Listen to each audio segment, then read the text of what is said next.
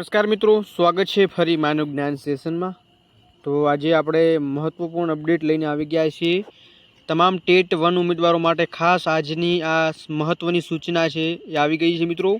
ચિંતા કરવાની કોઈ જરૂર નથી। તો તમામ ટેટ 1ના ઉમેદવારો જે કોર્ટના નિર્ણયથી અટકીને બેઠેલા છે એવા ઉમેદવારો માટે આજની આ વિડીયોની મારફતે તમને એક મહત્વપૂર્ણ સૂચના આપવા જઈ રહ્યો છું।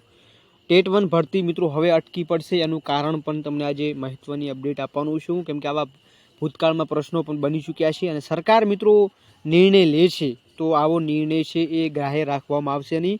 અને જો ગુણ ગ્રાહ્ય રાખવામાં આવશે એટલે કે ગુણ જે કમ્પલસરી જે રાખવામાં આવશે તો તમામ ઉમેદવારોને આપવામાં આવશે। તો આજનો વિડીયો છે એ ખાસ માહિતીસભર રહેવાનો છે। ખાસ મિત્રો માનવ જ્ઞાન સુધી તમે જોડાયા નથી તો ચેનલ ઉપર નવા છો, ચેનલને હજુ સુધી તમે સબસ્ક્રાઈબ નથી કરી નાખજો, કેમ કે આવા લેટેસ્ટ નવા ન્યૂઝ અને તમામ ટેટ પ્રકારની અપડેટ છે આપણે આપતા હોઈએ છીએ।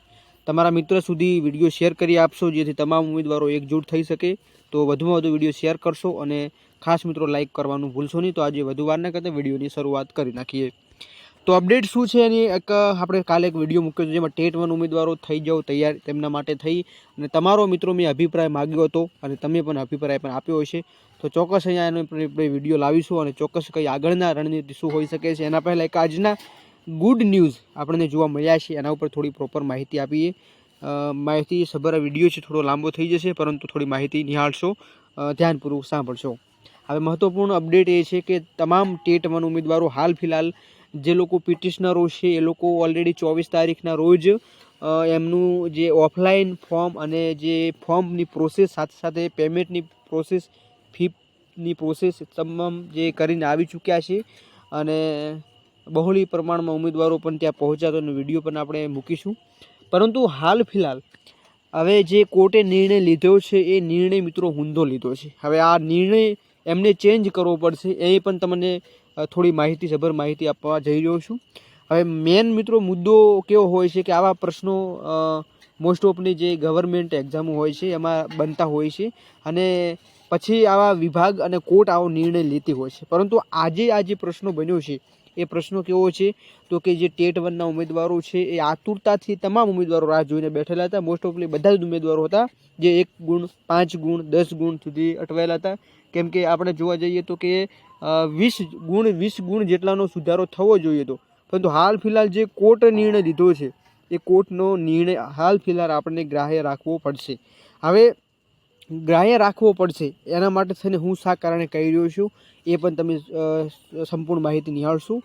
હવે આમાં કેવું થાય છે કે જ્યારે ત્યારે કોઈ પિટિશનો દાખલ થાય છે, જ્યારે કંઈ ગવર્મેન્ટ એક્ઝામ હોય કોઈ પ્રોબ્લેમના લીધે ઉમેદવારો પિટિશનો કરતા હોય છે ત્યારે એ કોર્ટ દ્વારા જો નિર્ણય લેવામાં આવે છે, જો પહેલાંથી કંઈ ગુણ ગ્રાહક રાખવામાં આવે છે અથવા તો કોર્ટ દ્વારા જે પ્રોસેસ કરવામાં આવે છે તો મિત્રો એ કોર્ટ દ્વારા જે નિર્ણય લેવામાં આવ્યો છે જે કે પિટિશનરોને તમામને ફોર્મ ભરવામાં આવશે, એટલે એવું નથી મિત્રો કે જો ફોર્મ ભરવામાં આવી ગયા છે એ લોકોને નોકરી મળી જશે।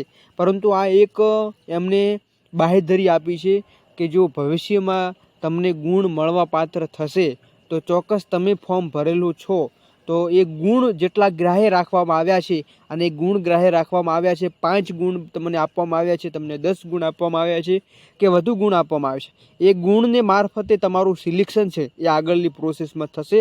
એટલે એવી બાહેધરી પણ તમને આપવામાં આવી છે, એટલે કે પહેલાંથી તમે એ હક દાવો નહીં કરી શકો કે અમને નોકરી મળી ગઈ છે। હા મિત્રો, મોસ્ટ ઓફલી તમામ એક્ઝામિનેશનમાં જ્યારે પિટિશનો થતી હોય છે ભવિષ્યમાં થયેલી છે, ભૂતકાળમાં થશે। હવે મિત્રો વાત કરીએ તો કે આ જે પ્રોસેસ ભૂતકાળમાં બનેલી છે એમાં મિત્રો હાઈ નર્સિંગની ભરતી બાબતે પણ પિટિશનો થયેલી હતી। હવે વાત કરીએ મિત્રો હાલ ફિલહાલ જે પ્રોસેસ થઈ રહી છે એની વાત કરીએ તો હાઈકોર્ટ દ્વારા જે નિર્ણય લેવામાં આવ્યો છે કે ખાલી પિટિશનરો જ એ લોકો જ ફોર્મ ભરી શકશે। પરંતુ મિત્રો હવે આમાં કેવું બને છે કે હાલ ફિલહાલ જે કોર્ટે નિર્ણય લીધો છે એ ખાલી પિટિશનરોને છે, પરંતુ જ્યારે તારે એ નિર્ણય ઉપર આવશે કે આટલા માર્ક્સનો સુધારો થવો જોઈએ ત્યારે શું થશે, ત્યારે મિત્રો એ પિટિશનરો સાથે સાથે તમામને અહીંયા જે તે સંકળાયેલા નથી એવા ઉમેદવારો છે જે પિટિશન સાથે સંકળાયેલા નથી એવા પણ ઉમેદવારોને સાથે સાથે જે લોકો પિટિશન દાખલ કરેલી છે જેમાં માર્ક્સ સુધારો થશે તમામનો અહીંયા સમાવેશ કરવામાં આવશે એવા અહીંયા અપડેટ મળ્યા છે। પરંતુ મિત્રો હાલ ફિલહાલ જે પ્રોસેસ થઈ રહી છે એ માહિતી જોવા જઈએ તો હાલ ફિલહાલ આવી પ્રોસેસ છે, પિટિશનરોને જ ખાલી ફોર્મ ભરવા દીધું છે, પરંતુ ભવિષ્યમાં એવું થઈ શકે કે તમારી જે ફરીવાર તમારી ફોર્મ ભરવાની ફરી શરૂઆત પોર્ટલ ફરી ખોલવામાં આવી શકે છે, કેમ કે અહીંયા પિટિશનરોને ગ્રાહ્ય માર્ક્સ જે રાખવાના હતા એ ખાલી પિટિશનરો જે છે જેમને ભોગ આપેલો છે એવું નથી. તમામ ઉમેદવારોને અહીંયા માર્ક્સ છે ઓલરેડી સુધારવા જ જોઈએ, કેમ કે એ લોકો પણ મહેનત કરી છે, એમના પણ 1 ગુણ 2 ગુણ 3 ગુણ એવા રહી ગયા. તમે કેટલા ગુણ રહેલા એ પણ કમેન્ટમાં કહેતા જજો.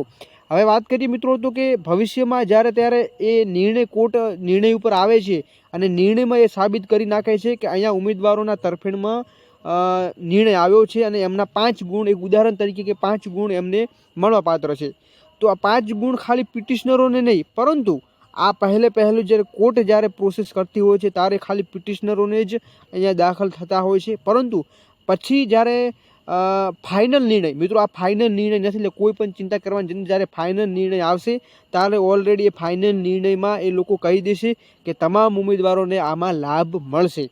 પછી એ લાભ મળ્યા પછી ફરીવાર મને એવું લાગી રહ્યું છે કે ફરીવાર પોર્ટલ ખોલવામાં આવી શકે છે, અને પોર્ટલ ખોલ્યા પછી તમારી જે તારીખ પણ લંબાવવામાં આવશે અને તારીખ પ્રમાણે ફરીવાર અહીંયા આપણને રિવિઝન આન્સર કી જોવા મળે છે અને ફરીવાર બધી પ્રોસેસ થાય એવી અહીંયા માહિતી એવી મળી રહી છે.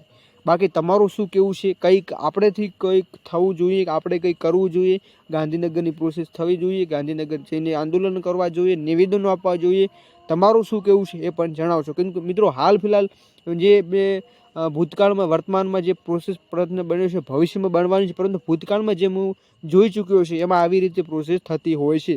બાકી હાલ ફિલહાલ જે અપડેટ છે ખાલી પિટિશનરો ઉપર જ છે, બીજા કંઈ એવા લેટેસ્ટ અપડેટ નથી આવ્યા, પરંતુ એવું અહીંયા સૂત્રોના જણાવ્યા પ્રમાણે માહિતી આપણને મળી ગઈ છે કે ભવિષ્યમાં જ્યારે ત્યારે નિર્ણય લેવામાં આવશે ત્યારે એ નિર્ણય તમામ ઉમેદવારોને ગ્રાહ્ય રાખવામાં આવશે અને ફરી પોર્ટલ ખોલી અને તમામ ઉમેદવારોને આમાં લાભ મળે એ માટે થઈ અને કોર્ટ એ વિભાગને આદેશ કરી શકે છે. બાકી તમારું શું કહેવું છે? આ મારું એક મંતવ્ય મારો ખુદનું છે. મિત્રો તમારું શું કહેવું છે તમે ખાસ જણાવજો. બાકી તમે તૈયાર હો તો આપણે ફરીવાર એક ગ્રુપની રચના કરીશું, એટલે કે ગ્રુપ બનાવીશું અને તમામ ઉમેદવારો એકજૂટ થશો ત્યારે આપણને કંઈક જોવા મળે.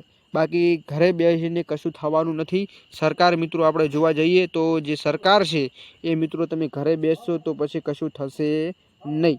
તો તમારું શું કહેવું છે કમેન્ટ સેક્શનમાં કહેતા જાજો, અને ખાસ મિત્રો વિડીયો વધુમાં વધુ વિડીયો શેર કરશો જેથી તમામ ઉમેદવારો સુધી માહિતી પહોંચે અને આગળની રણનીતિ શું બનાવી છે એની માહિતી મળતી રહે. તો આજનું કમેન્ટ સેક્શન ખુલ્લું રાખીશું, ચોક્કસ તમારો એક અભિપ્રાય આપતા જજો. મળીએ નવા લેટેસ્ટ નવા ન્યૂઝ સાથે, ત્યાં સુધી જય હિન્દ જય ભારત.